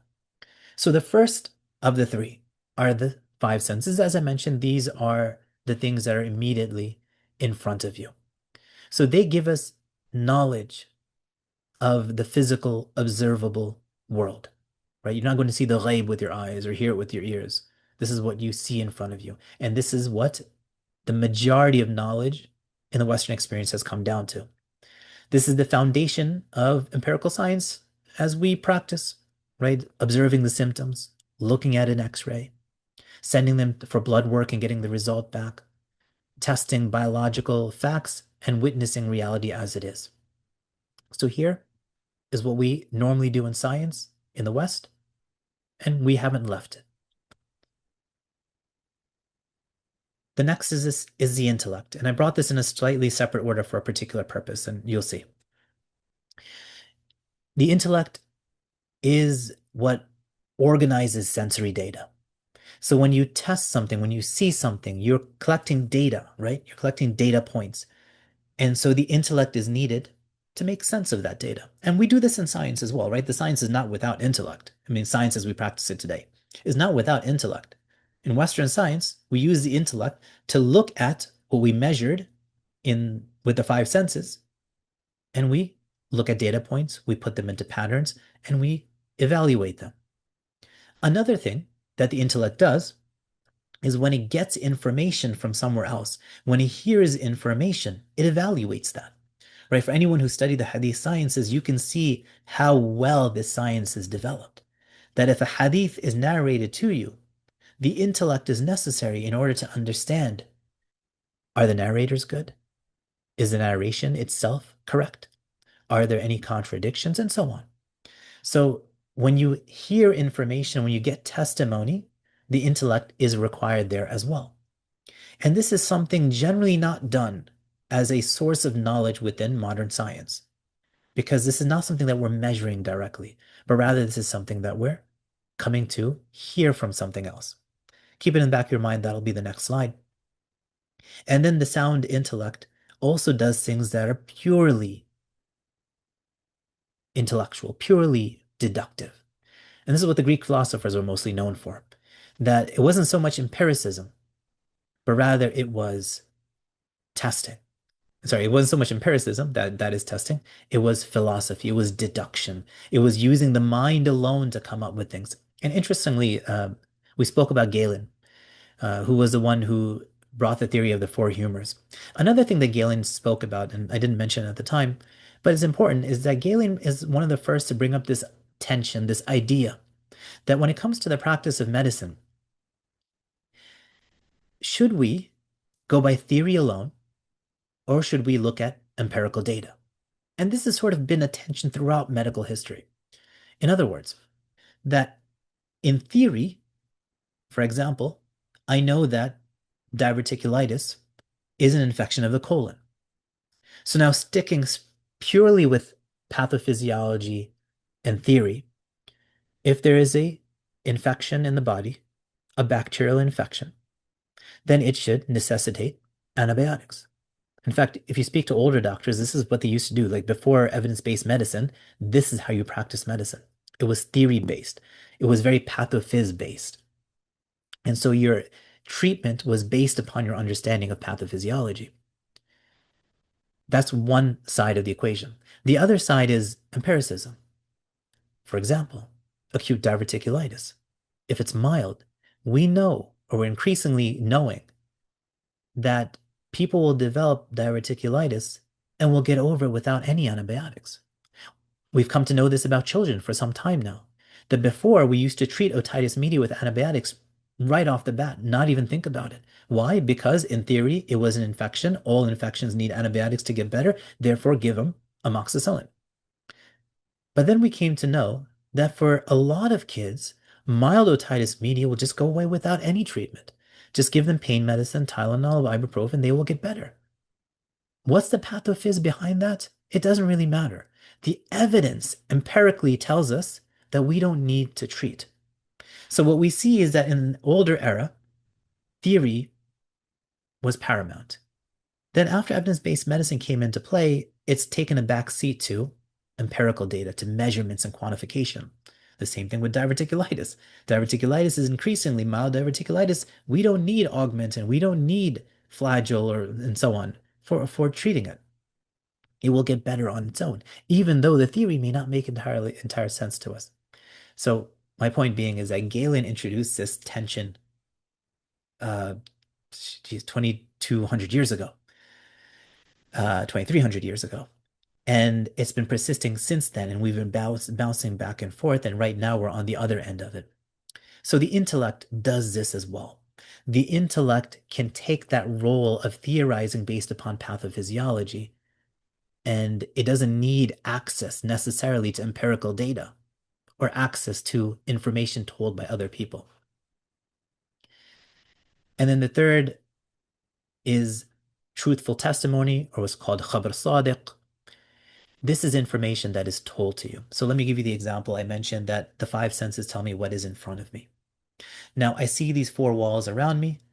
I know based upon my intellect that there are things outside of these four walls, right? The five senses only tell me what's within the four walls. The intellect tells me that there are other things still out there, even though I may not perceive them directly. Truthful testimony tells me beyond that. It tells me about things that I cannot deduce on my own. So the example that I give everybody, and if you've ever listened to me talk about this, you've heard this example about North Korea. None of you, I'm willing to bet, has ever been to North Korea. And I'm fairly certain that none of you has ever met anyone from North Korea. Yet you all believe North Korea exists.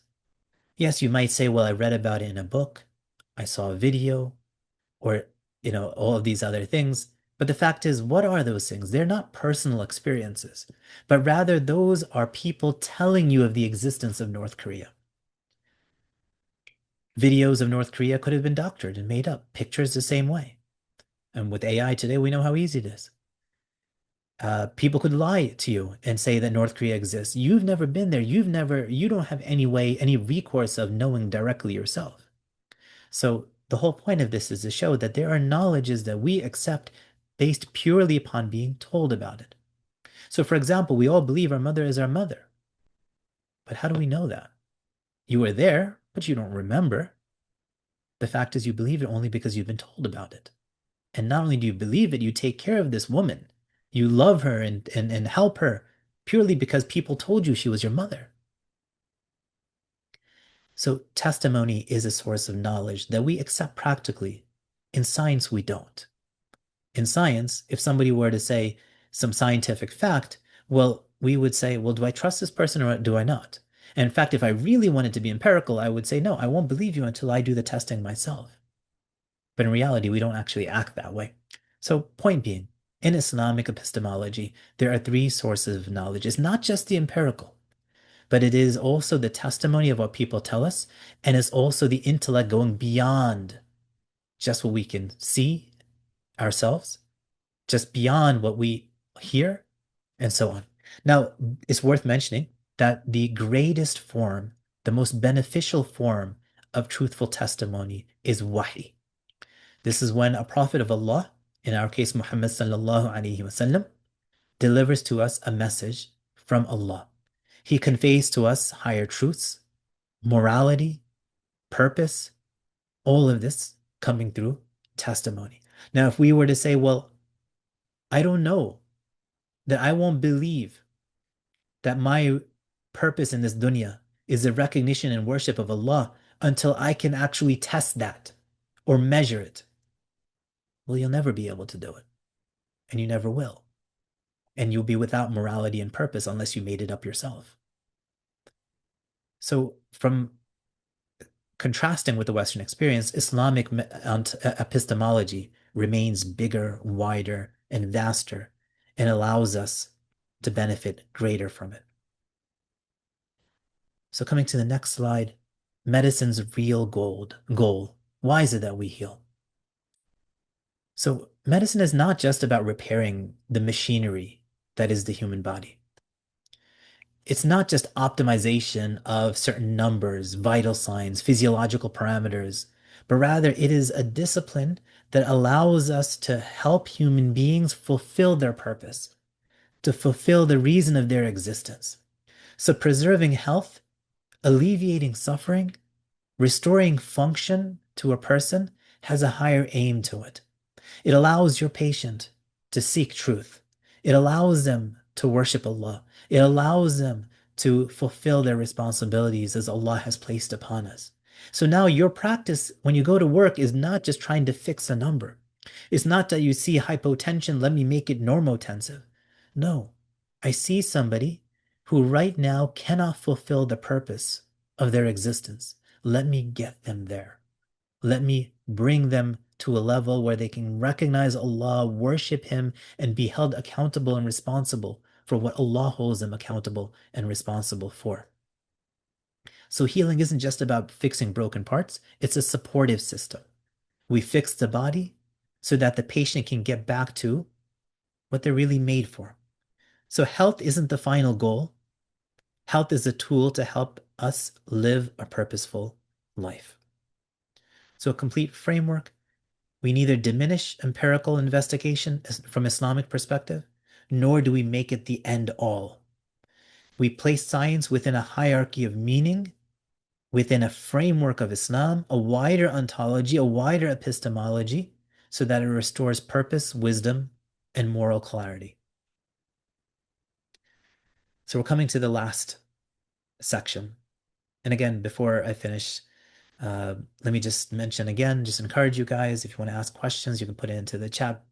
I think so far, mashallah, either you guys are completely asleep and I bored you. Maybe you're sitting there doing something else as I'm speaking here, or by some miracle, I've managed to sort of explain things well by the tawfiq of Allah. So if that's the case, inshallah, may Allah continue it.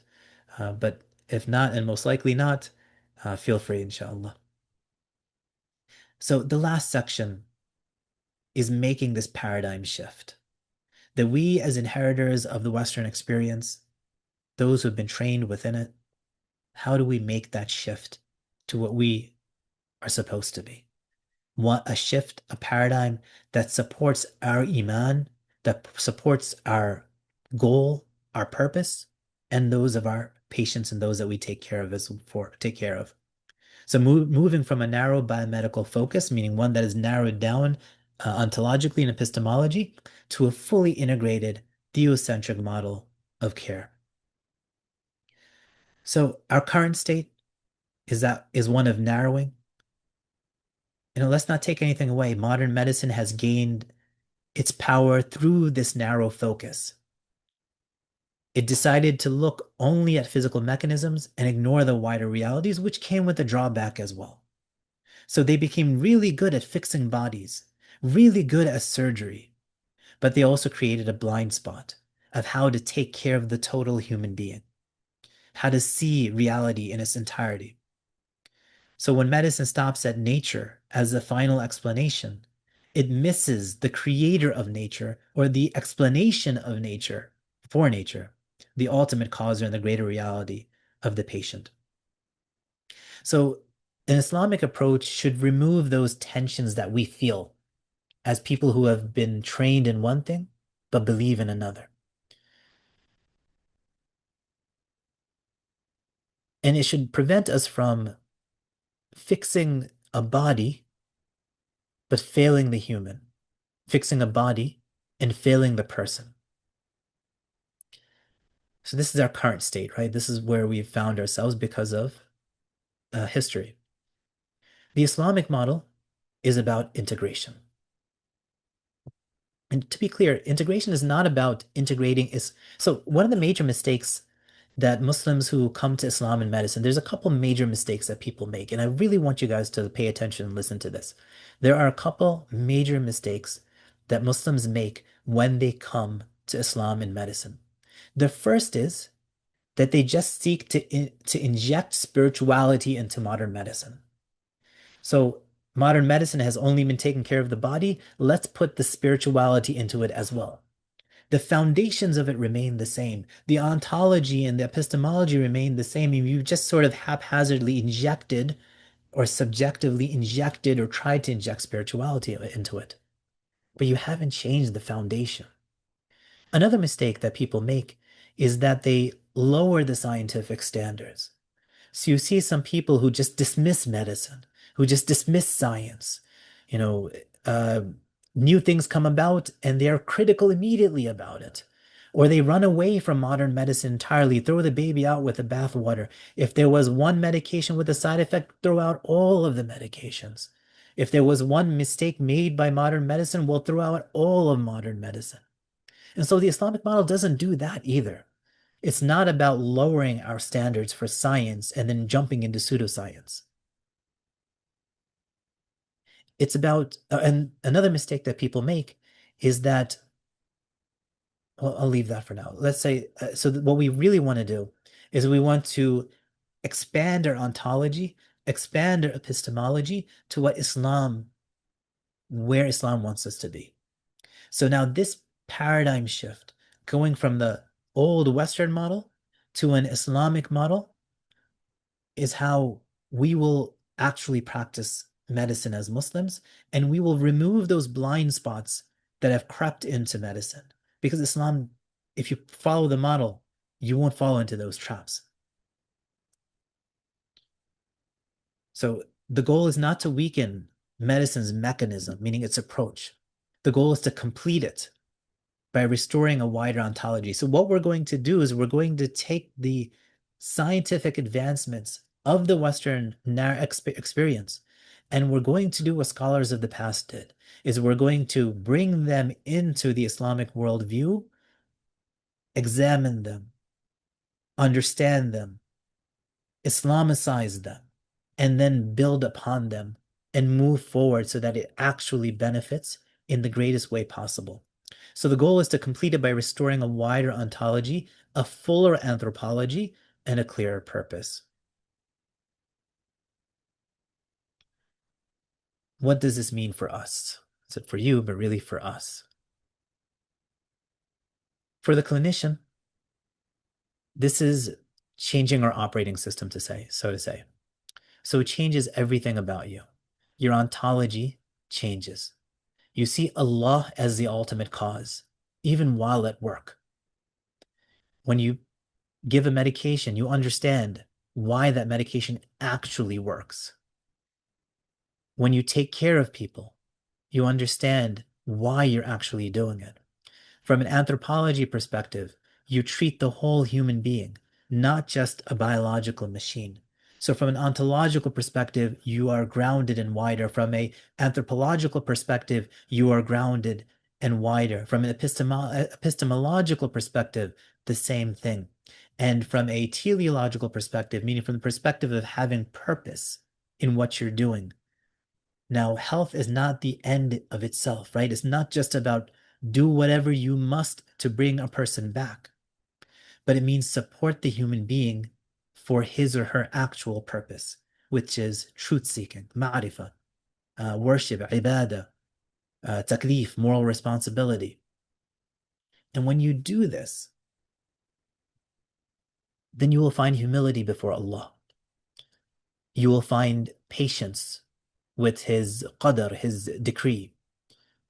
You will find and understand that you are the slave of Allah, and so is your patient, the slave of Allah. And then from that lens, you can dive into the rest of Islam and medicine. What's permissible, what's not permissible, what is beneficial, what isn't beneficial in these situations when there's a moral decision to make. What should we do? Should we extend life or should we let it go? Should we try to do everything that we can or should we be content? And then, what I think is really important is that you lose that split identity. You don't have to be a scientist at work and a believer at home. You will be a believer everywhere, but a believer who's using science as a tool. You've essentially brought it within the foundation or the paradigm of Islam. Now, as we come to the end, in order to do this, there's a lot of challenges. Changing a paradigm is hard. Oftentimes we have this false assumption, and hopefully we've blown that out of the water by now, that medicine as is practiced today is somehow neutral, somehow objective. And if we try to be a Muslim in medicine, then now we're being subjective or we're being biased. But this is not the reality. The reality is that the system as it exists today is biased, but biased to a certain experience. So we don't have to fear that. We don't have to lose our identity. So what we need to do is create that path where we ourselves first change and then we change our practice. And then beyond that, and perhaps this is a talk for another time, is that we start setting up institutions, training scholars and ulama, giving them platforms and voices so that they can guide that path for us moving forward. Because the reality is, if you really want to benefit your patients, if you really want to benefit humanity, why wouldn't you want to accept the Islamic model? Why would you not want to put it into practice, at least for yourself, and then try to expand that and its benefits to other people as well? So that we get to like the era before where you would go to the Bimaristan in Iraq, and there you would find practitioners who were Jewish, Christian, and a Muslim working under a Muslim paradigm because benefit was within that.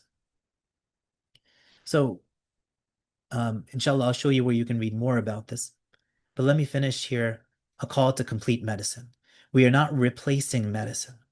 We are completing it. We are restoring the soul to the body and the creator to the creation. So I'll finish there. Once again, if you want to ask questions, you can put it into the chat. We may have a little bit of time. I'll let you guys open up the mics and do it as well. Actually, why don't we do that first? Let's get to the questions. I have a couple closing thoughts that I want to mention to you. But let me just, I think there was only like one question here.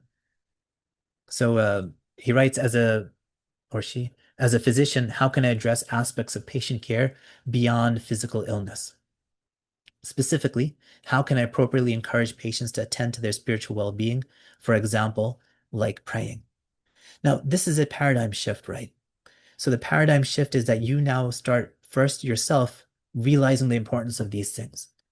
And once you yourself embody it and realize it, then it will come out naturally in your speech. So for example, for most healthcare practitioners, if they were to sit down with a patient and say that there is a disease in your heart, you're suffering from it, and this is causing physical manifestations, we wouldn't want to say that. We would be prevented from saying, we would stop ourselves from saying it. Why? Because as we are thinking it, or even as we say it, we ask ourselves, we're like, wait, that's not secular. That has no place in medicine. And right there, you should come to the realization that there is a split in yourself. So as a paradigm shift happens, as a person changes and encourages the system to change, then that will come out. Now, keep in mind, we're not trying to make everyone Muslim. That's not the goal here. But the goal here is that we identify in our patients spiritual problems, qalbi problems, ruhi problems, nafsi problems, because they are human beings as well. And we learn to address that with them in terminology and language that they can understand. Any other questions? If you guys would like, you can open up the mic and say. So next question. How can Islamic values such as striving for justice against tyranny push back on the pressures that medical capitalism imposes to maintain the mechanistic ideology? So yeah, the problem runs deep. The problem runs, and the capitalistic problem, that is a problem that is deeper now. And I've been practicing for over 20 years. And this is a problem that has, especially in the United States, grown to an extent that I don't think any of us thought it would ever get to this point, where we see the pressures of capitalism dictating what treatments are available, what formularies are available to us, what methodologies we take in our practice, what treatment guidelines are there. These are all dictated by the higher ups in our hospital system. So, again, I, in order to do this properly, you have to take on the Islamic paradigm entirely to do it best. Because if you don't, what you run the risk, especially for this question, you run the risk of, there are many people who are atheist who are against the capitalist system. There are many people who are agnostic who just hate the capital system. And we have to be careful that when we speak up against capitalism, are we speaking because or from the language and influence of those ideologies or from the Islamic ideology? This is an important difference. Because if you're speaking from the Islamic ideology, then your driving force will be based upon being morally accountable to Allah subhanahu wa ta'ala at the end of the day. And as moral accountability to Allah means that I take care of his slave in the way that is best for that person to fulfill his slavehood. And then use that as a way of going against and correcting that system. If we are the patient who's being treated by a physician who doesn't have this holistic worldview, how can we find access to the best range of treatments that also give due consideration to the mind and ruh and nafs? We have to create those people. We have to create experts, and we have these experts. We had these experts. You have to understand that one of the tremendous blessings of Islamic scholarship that we have lost in the modern era because we don't support it anymore. One of the things that I realized once I started studying the deen is that there are aspects, understanding of the self, of the ruh, of the qalb, and these different aspects of the human being that are written extensively by our scholars, past and present, in English. Well, maybe not so much in English, but coming into English, but definitely in Arabic, Urdu, Turkish, these traditional Islamic languages have this in abundance. But we're no longer supporting the people who would be accessing them.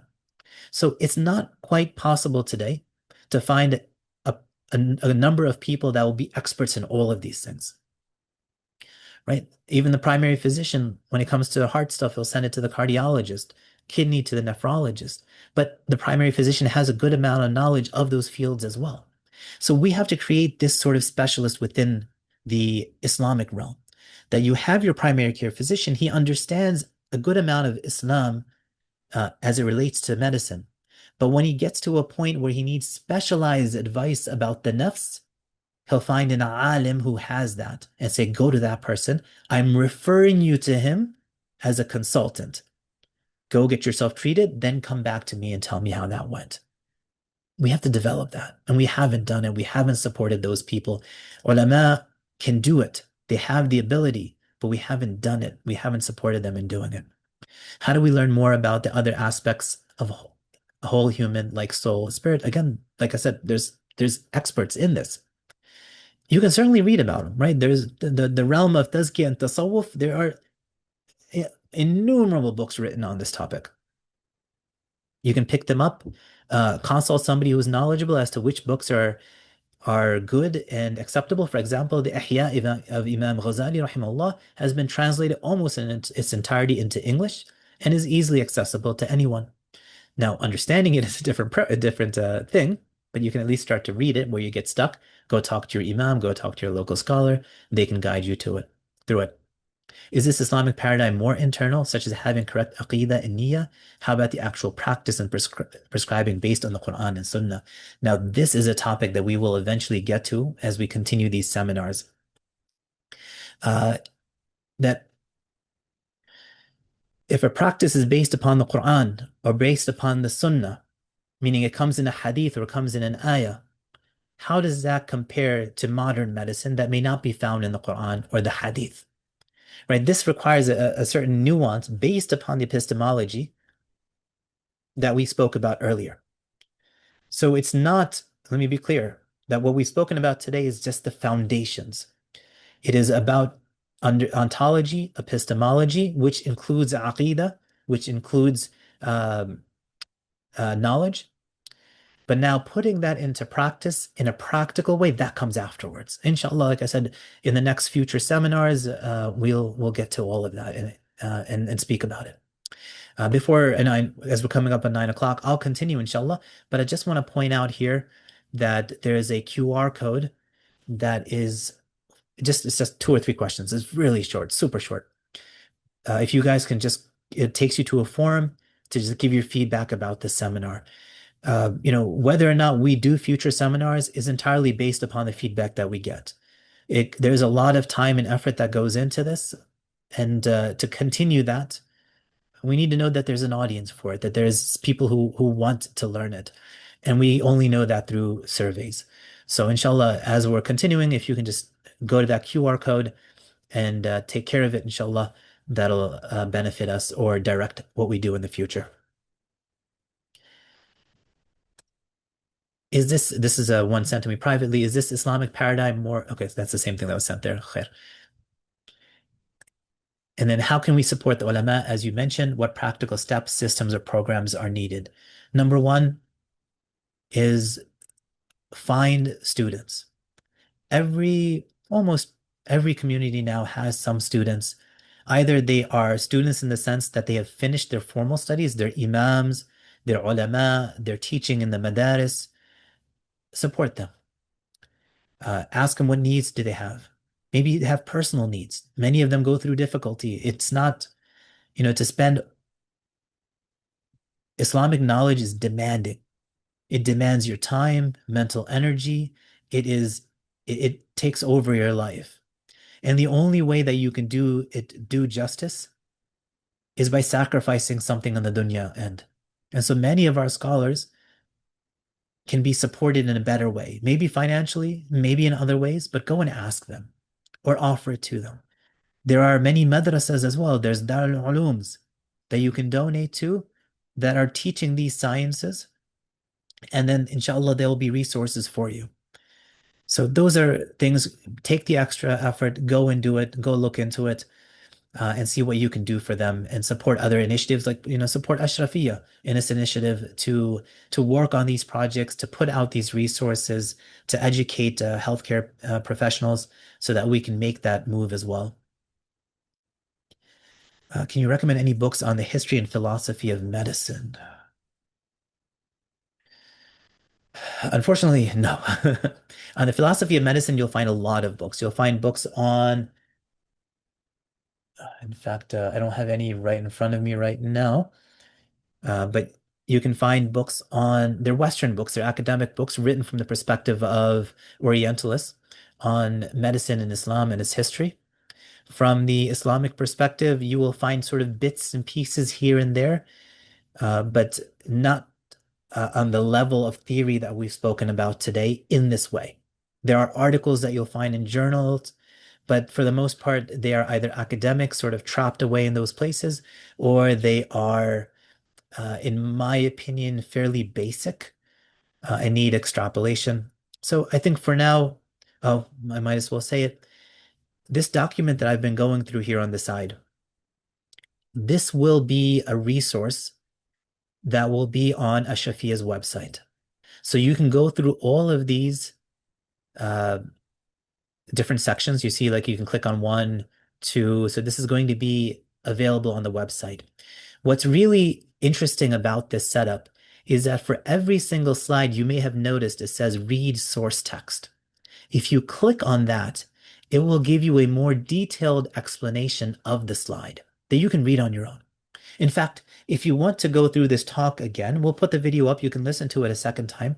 But if you want to go through it in detail, then once we have this up, we will email it to you. We'll put it out on our social media, that you will actually be able to go to this site and for every single slide, just read in more detail about each of the things.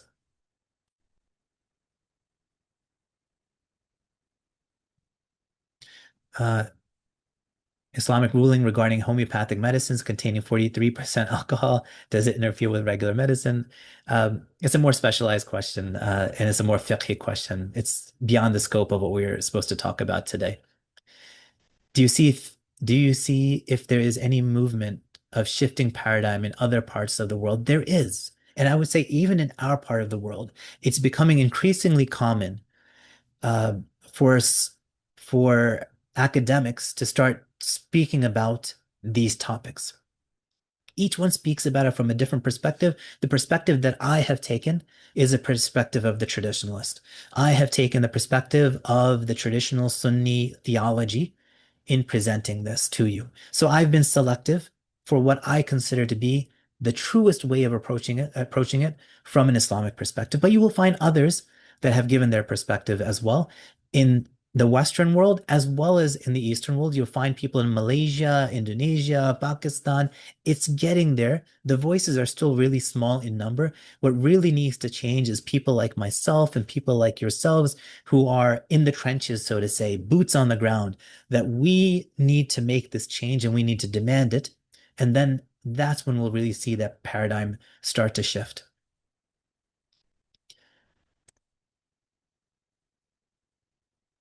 Okay. Now, so let's finish here. We've gone over the 2 hour mark that I wanted to make as a hard stop. The discussion of foundations is foundational, and we have to take it upon ourselves to understand it. Medical Islamic knowledge is fard kifaya, meaning it's a communal obligation. But for myself and yourselves who are involved in healthcare, it is not a communal obligation for you. It is fard ain for you. It is a personal obligation for you. This is an important distinction. You cannot be practicing as a Muslim in healthcare and not know what is required of you to know to practice that field. You have to understand, you have to come to it from the right foundations. You have to know the halal and the haram of this field if you are going to be a practitioner. So it's imperative that we gain that knowledge. It's not going to happen overnight. It will take repeated seminars and talks and writings to get to that point where we will accumulate this knowledge. But we need to make that effort. It's an obligation upon us to make that effort. That was my closing statement. Jazakumullahu khaira to everyone who attended. May Allah subhanahu wa ta'ala bless you, give you barakah in your practice. May Allah subhanahu wa ta'ala increase your knowledge and ilm. Speaking on my behalf and on behalf of Ashrafiyya, we request your du'as, we request your support. When these videos and these websites go out, pass them on to other people, speak about it with them, encourage them to take on the paradigm and understand it, encourage them to realize the paradigm that they currently practice in, the blind spots in it, the flaws in it, and how all of that can be remedied if we take on the proper model, the proper Islamic model. So that being said, look out for your email, visit the website repeatedly. You'll eventually see this resource page. Inshallah, over the next 2 or 3 days, we'll finish it, we'll finalize it, and we'll upload it for everybody. And then look out for future seminars. Inshallah, we'll get good survey or at least helpful surveys. And if the indication is to continue, then inshallah we'll continue. Look out for those, support them, spread them around. Again, jazakumullahu khaira. Assalamu alaikum wa rahmatullahi wa barakatuh.